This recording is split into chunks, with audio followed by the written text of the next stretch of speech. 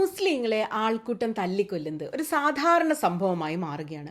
മാധ്യമങ്ങൾക്കൊന്നും അതൊരു പ്രാധാന്യമില്ലാത്ത വാർത്താശകലം മാത്രമായി മാറുന്നത്ര സർവ്വസാധാരണമായി ഇന്ന് മുസ്ലിങ്ങളെ ഇതര മതസ്ഥർ തല്ലിക്കൊല്ലുന്നു എന്നാണ് ജേർണലിസ്റ്റായ റാണ അയൂബ് പറയുന്നത്.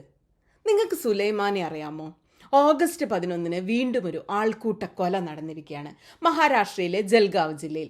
അവിടെ 21 വയസ്സ് മാത്രം പ്രായമുള്ള ഒരു കുട്ടിയെ എന്ന് തന്നെ പറയാവുന്ന ഒരു മുസ്ലിം യുവാവിനെ ആൾക്കൂട്ടം തല്ലിക്കൊന്നിരിക്കുകയാണ്. നാട്ടുകാരിയായ ഒരു ഹിന്ദു പെൺകുട്ടിയുമായി അടുപ്പമുണ്ടെന്ന് ആരോപിച്ചാണ് ജാംനഗർ ഛോട്ടി ബദ്വാറിലെ സുലൈമാൻ റഹീം ഖാൻ പത്താൻ എന്ന യുവാവിനെ അതിദാരുണമായി ഭീകരമായി വിവിധയിടങ്ങളിൽ വലിച്ചിഴച്ചു കൊണ്ടുപോയി പരസ്യമായി അധിക്ഷേപിച്ച് പരസ്യമായി മർദ്ദിച്ച ആൾക്കൂട്ട കൊല നടന്നിരിക്കുന്നത്. റാണ അയൂബ് പറഞ്ഞത് അക്ഷരാർത്ഥത്തിൽ ശരിയാണ്.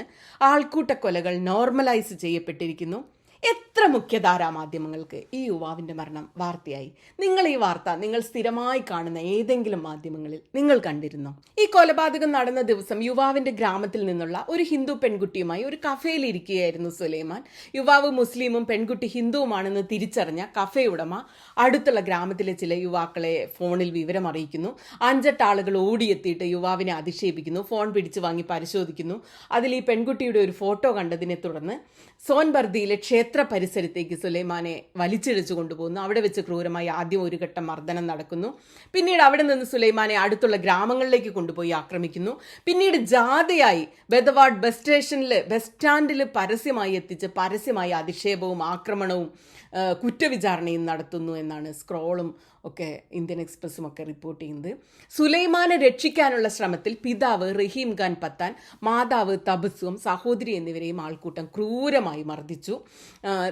അവരുടെ കൈകാലുകൾ ഇരുമ്പ് ദണ്ട് ഉപയോഗിച്ച് തല്ലി തകർത്തു എന്നാണ് അവർ സ്ക്രോളിനോട് പറയുന്നത്. 1 മാസം മുമ്പാണ് സുലൈമാന്റെ സഹോദരി ഒരു പ്രസവിച്ച് കിടക്കുന്ന സ്ത്രീയാണ്, ഒരു കുഞ്ഞുണ്ട് 1 മാസം പ്രായമായ പ്രസവിച്ച് കിടക്കുന്ന സ്ത്രീയാണ് ക്രൂരമായിട്ട് ഇവർ അടിച്ച് ചമ്മന്തി അരച്ചത്. തലയ്ക്ക് അടിയേറ്റ സുലൈമാന്റെ ചെവിയിൽ നിന്ന് രക്തം വാർന്നൊഴുകി. ജനനേന്ദ്രിയം വരെ കത്തി കൊണ്ട് മാരകമായി കുത്തി മുറിവേൽപ്പിച്ച് ഇതാക്കി. ശരീരത്തിലെ ഒരു ഭാഗവും അക്രമികൾ ബാക്കി വെച്ചില്ല എന്നാണ് പിതാവ് റഹീം പറയുന്നത്. മർദ്ദനമേൽക്കാത്ത 1 ഇഞ്ച് സ്ഥലം പോലും ആ ശരീരത്തിൽ ബാക്കിയുണ്ടായിരുന്നില്ല. ആരോ പറയുകയാണ് സുലൈമാൻ്റെ വീട്ടിൽ വന്നിട്ട് ഇങ്ങനെ നാട്ടുകാർ കൂട്ടം കൂടി ആക്രമിക്കുന്നു എന്ന് കേട്ടിട്ടാണ് വീട്ടുകാർ ഓടി ചെല്ലുന്നത്. അങ്ങനെയാണ് വീട്ടുകാർക്കും തല്ല് കിട്ടുന്നത്. അക്രമി സംഘം പോയി കഴിഞ്ഞു. എന്നിട്ട് തല്ലി ചതച്ചിട്ട് അക്രമിക്കാർ പോയിട്ട് സുലൈമാൻ ആശുപത്രിയിൽ എത്തിക്കാൻ ഒരു മനുഷ്യൻ മുന്നോട്ട് വന്നില്ല. ഒരു വാഹനം ഒരാളും വിട്ടു നൽകിയില്ല. പിന്നീട് ഒരു ബൈക്കിലാണ് ഇത്രയും അവശനായ ഈ സുലൈമാനെ എടുത്തുകൊണ്ട് ഒരു ആശുപത്രിയിൽ എത്തിക്കുന്നത്. എന്നാൽ അവിടെ ഒരു സ്വകാര്യ ആശുപത്രിയായിരുന്നു തൊട്ടടുത്തുള്ള. ചികിത്സിക്കാൻ വേണ്ട സൗകര്യങ്ങളില്ലാത്തതുകൊണ്ട് യുവാവിനെ അടുത്തുള്ള സർക്കാർ ആശുപത്രിയിലേക്ക് കൊണ്ടുപോകാൻ പറഞ്ഞു. വളരെ ദൂരം യാത്ര ചെയ്ത് സർക്കാർ ആശുപത്രിയിൽ ചെന്നു.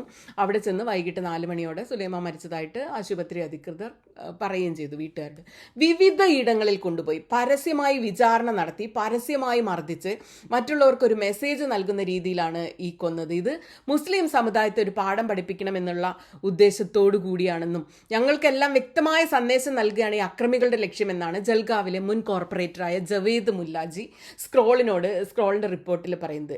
ഈ അടുത്തിടെ 12ാം ക്ലാസ് +2 പരീക്ഷ ഒക്കെ പാസ്സായൊരു പയ്യനാണിത്. പോലീസ് സർവീസിൽ ചേരാനുള്ള പരീക്ഷയ്ക്ക് തയ്യാറെടുത്തുകൊണ്ടിരിക്കുകയായിരുന്നു സുലൈമാൻ.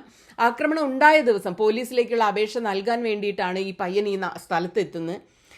റഹീമിൻ്റെ ഏക മകനാണ് സുലൈമാൻ. അവൻ്റെ കൊലപാതകൾക്ക് കടുത്ത ശിക്ഷ കിട്ടണമെന്നൊക്കെ ഇപ്പോൾ വീട്ടുകാർ പറയുന്നുണ്ട്. എന്ത് ശിക്ഷ കിട്ടാനല്ല ഈ നാട്ടിൽ സുലൈമാന്റെ കൊലപാതകത്തെ തുടർന്ന് ബന്ധുക്കളും പ്രദേശവാസികളും ഒക്കെ ഭയങ്കര പ്രതിഷേധ പ്രകടനങ്ങളൊക്കെ നടത്തി. ജാംനഗർ പോലീസ് സ്റ്റേഷന് പുറത്ത് പ്രതികളെ പിടികൂടണമെന്ന് ആവശ്യപ്പെട്ട് ഇവർ കുത്തിയിരിപ്പ് സമരം നടത്തി. അതിനെ തുടർന്നാണ് പോലീസ് ഒരു ചെറിയ നടപടിയെടുക്കാൻ പോലും ആരംഭിച്ചത്. അക്രമത്തിന്റെ കാരണമൊന്നും ഞങ്ങൾക്കറിയില്ല എന്നാണ് പോലീസിന്റെ ഇപ്പോഴും നിലപാട്. സുലൈമാന്റെ കൊലപാതകം നടന്ന 5 മണിക്കൂർ കഴിഞ്ഞിട്ടാണ് ജാംനഗർ പോലീസ് കേസ് പോലും എടുത്തത്. ഇവരുടെ പ്രതിഷേധത്തിന്റെ ഫലമായിട്ട് തട്ടിക്കൊണ്ടുപോലും കലാപം ഉണ്ടാക്കലും ക്രിമിനൽ ഉദ്ദേശത്തോടെ ഒത്തുകൂടലൊക്കെ വകുപ്പുകൾ ചേർത്തിട്ടുണ്ട്. ഇപ്പോഴത്തെ കേസിൽ അഭിഷേക് രജ്പുത്ത്, രഞ്ജിത്ത് മത്താദെ, ആദിത്യ ദേവരെ, കൃഷ്ണ തെലി, സോജൽ തെലി തുടങ്ങിയ 5 പേർക്കെതിരെയും കണ്ടാൽ അറിയാത്ത 12 പേർക്കെതിരെയുമാണ് FIR രജിസ്റ്റർ ചെയ്തിരിക്കുന്നത്. കുറ്റക്കാരിൽ പലരും ഗോരക്ഷകരായി പ്രവർത്തിക്കുകയും ഈ ആൾക്കൂട്ട കൊലപാതകത്തിന്റെ മാസ്റ്റേഴ്സ് ആണെന്നാണ് സുലൈമാന്റെ കുടുംബം ആരോപിക്കുന്നത്. മാധ്യമങ്ങൾക്ക് ഇതിലൊന്നും യാതൊരു താല്പര്യമില്ല. നിങ്ങൾ ആലോചിച്ച് നോക്ക്. നിങ്ങൾ സ്ഥിരമായി കാണുന്ന ഏതെങ്കിലും മാധ്യമത്തിലെ പ്രൈം ടൈമിൽ നിങ്ങൾ ഈ വാർത്ത കണ്ടോ? പ്രതിപക്ഷത്തിന് യാതൊരു താല്പര്യമില്ല ഈ വിഷയത്തിൽ. ആരെങ്കിലും പ്രതിഷേധിക്കുന്നത് നിങ്ങൾ കണ്ടോ? ഭരണപക്ഷത്തിന് പിന്നെ പണ്ടേ ആൾക്കൂട്ട കൊലപാതകങ്ങളിലും കൊലയിലുമൊക്കെയാണല്ലോ താല്പര്യവും. നാട് നശിച്ചു പോയിക്കൊണ്ടിരിക്കുകയാണ്, സാധാരണ മനുഷ്യർക്ക് ജീവിക്കാനാകാത്ത വിധത്തിൽ. എന്താണ് ഇതിനൊരു പരിഹാരം എന്നാണ് നിങ്ങൾ കരുതുന്നത്?